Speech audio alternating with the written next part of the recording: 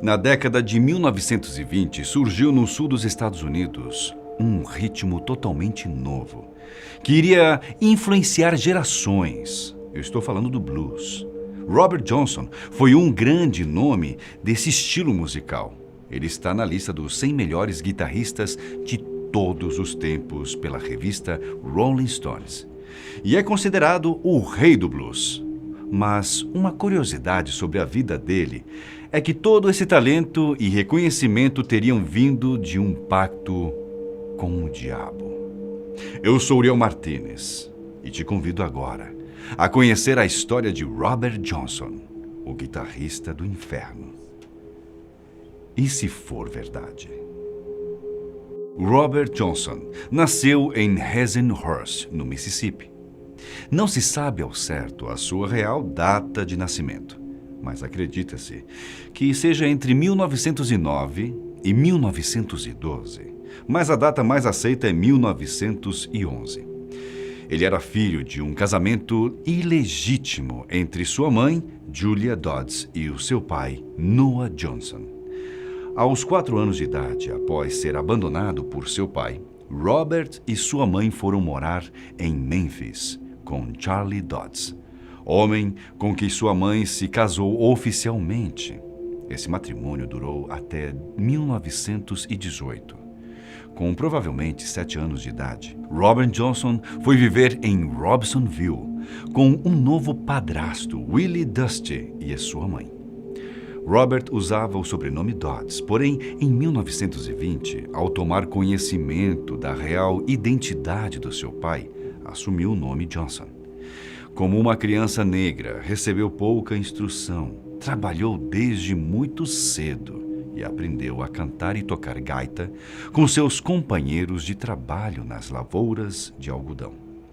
Robert trabalhou no campo até a sua maioridade, se casou pela primeira vez e perdeu a sua esposa no parto do seu filho primogênito, que nasceu morto. A partir disso, resolveu fugir para se dedicar à música. Ele aprendeu a tocar violão com Son House e logo passou a viajar e tocar junto com músicos como Charlie Pitton e Willie Brown. Segundo o próprio Son House, que nesse momento já era um influente cantor e guitarrista de blues, Robert tinha uma boa fama como tocador de gaita, mas era péssimo no violão. Então, por volta de 1930, Robert Johnson teria desaparecido por quase um ano, vagando pelo delta do Mississippi. Quando retornou, era dono de um inacreditável talento, tocava muito bem e seus colegas acreditavam que era impossível que tivesse aprendido em tão pouco tempo. Nesse momento, surgiu a lenda de que Robert teria vendido sua alma ao diabo para que, em troca, ganhasse uma habilidade única e extraordinária na música. De acordo com a crença, em uma noite de lua nova, Robert Johnson estava à espera em uma encruzilhada com o seu violão. Os dados não são precisos, mas provavelmente em Clarksondale, no cruzamento das rodovias 61 e 49 em Mississippi, Estados Unidos. Então, à meia-noite, o diabo, na figura de um homem, teria pegado o seu violão, afinado, tocado algumas notas e devolvido a ele. Naquele momento, Robert Johnson teria recebido um talento musical inimaginável que cativava todas as pessoas que ouviam por sua grande genialidade. Um hábito que fazia a lenda se manter é que Robert tocava sempre de costas para o seu público em seus shows, fazendo a plateia acreditar que ele estava escondendo algo, como, por exemplo, um olhar maligno que o ajudava em suas apresentações.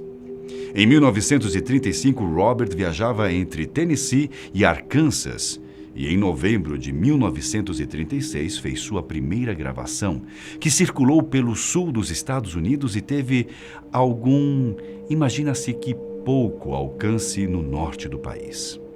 Ele gravou 16 faixas para a American Records Company, Tudo aconteceu em um quarto de hotel em Santo Antônio, no Texas, durante 3 dias.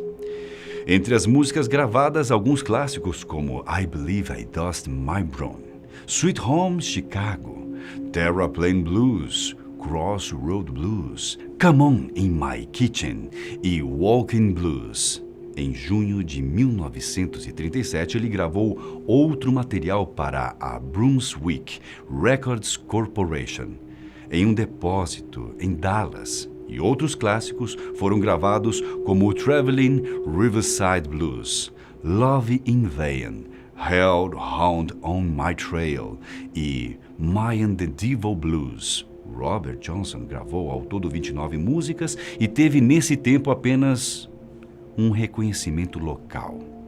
Das 29 músicas gravadas por Robert Johnson, 2 delas falavam abertamente sobre o diabo. Em Crossroad Blues, ele canta supostamente como o pacto foi feito. Ele diz nas primeiras estrofes: Eu caí de joelhos na encruzilhada.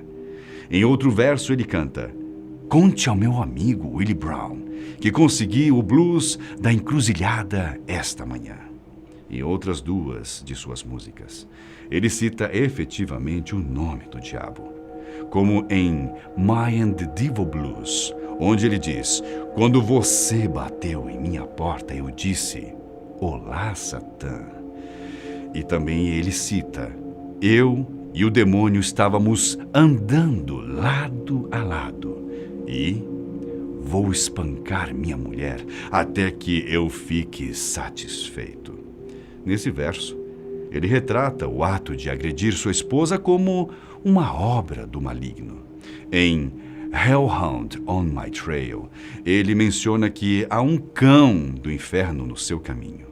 Embora que ele utilize de uma expressão explícita sobre o diabo, estudiosos sobre a vida de Robert acreditam que o demônio era uma retratação da desilusão amorosa, da violência e da tristeza que acompanhavam a sua vida.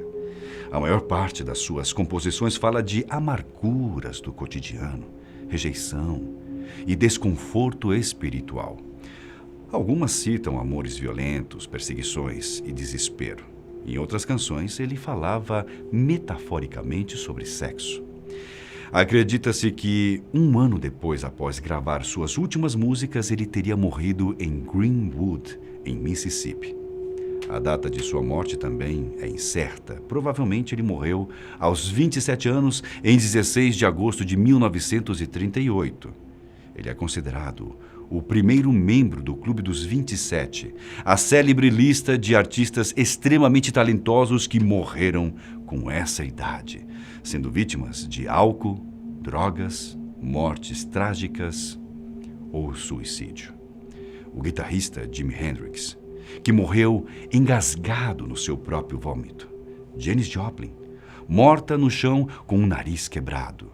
Jim Morrison, falecido na banheira. Brian Jones, afogado boiando na piscina. O suicídio de Kurt Cobain. São só alguns nomes que podemos nos lembrar de grandes músicos que morreram todos aos 27 anos de idade, às vezes com mortes inexplicáveis.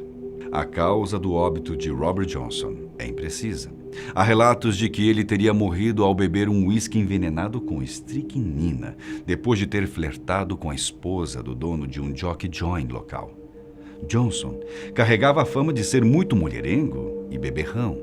Ele teria morrido 3 dias depois, com intensa agonia, de 4 e uivando de dores, sem nenhum tipo de socorro. Outras teorias dizem que ele teria morrido por sífilis ou vítima de arma de fogo. Em sua certidão de óbito está escrito apenas sem médico, como causa da morte. Segundo as versões místicas, cães do inferno teriam aparecido para buscar sua alma, como pagamento do acordo feito em uma encruzilhada. Antes de morrer, ele teria tido várias crises e alucinações. 3 túmulos possuem a inscrição do seu nome. A Igreja Batista Missionária Mount Zion, perto da cidade de Morgan. a Igreja Batista Missionária Little Zion, nos arredores de Greenwood, e a Capela Payne, perto de Quito. Porém, a localização do seu túmulo real continua totalmente desconhecida.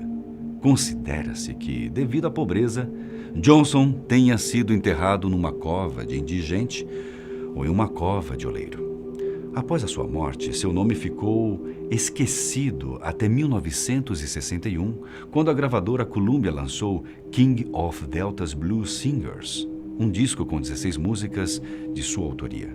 A partir disso, seu nome passou a ser aclamado como uma lenda do blues. Em 1990, a Columbia Records lançou uma série com gravações completas de Robert Johnson. O box, com 2 CDs, era acompanhada por um livro de histórias sobre o blues, letras e fotos raras. A gravadora esperava vender cerca de 20 mil cópias. Surpreendentemente, vendeu aproximadamente 500.000 de cópias e chegou a receber um disco de ouro. Robert Johnson morreu cedo, mas deixou suas obras como um impulso para o blues e para o rock. Suas músicas inspiram diversos músicos como Bob Dylan, Muddy Waters, Eric Clapton e Jeff Beck, além de bandas como Led Zeppelin e Rolling Stones. O fato é que o blues estava associado ao diabo desde o seu surgimento, principalmente por ter vindo dos descendentes de escravos do sul dos Estados Unidos. Era música negra, feita para os negros. Por essa razão, o ritmo era associado à figura do demônio, como um reflexo do preconceito racial. O blues nunca tentou uma ruptura com esse conceito, e no caso de Johnson, o abraçou. A lenda que envolve o nome de Robert Johnson é contada há mais de 70 anos e é sempre cercada de interesse por amantes da música. Existe muita mística e beleza no blues de Robert Johnson.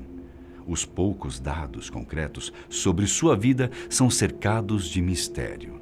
Atualmente, se conhece apenas 2 fotografias dele e 29 músicas. Segundo o cineasta Martin Scorsese, o problema com Robert Johnson é que ele existe apenas em seus discos. Ele é uma lenda pura. E você acredita que o talento desse músico tenha vindo de um pacto sobrenatural? Deixe sua resposta nos comentários. Curta esse vídeo e se inscreva em nosso canal. Com certeza, nos veremos no próximo. E se for verdade?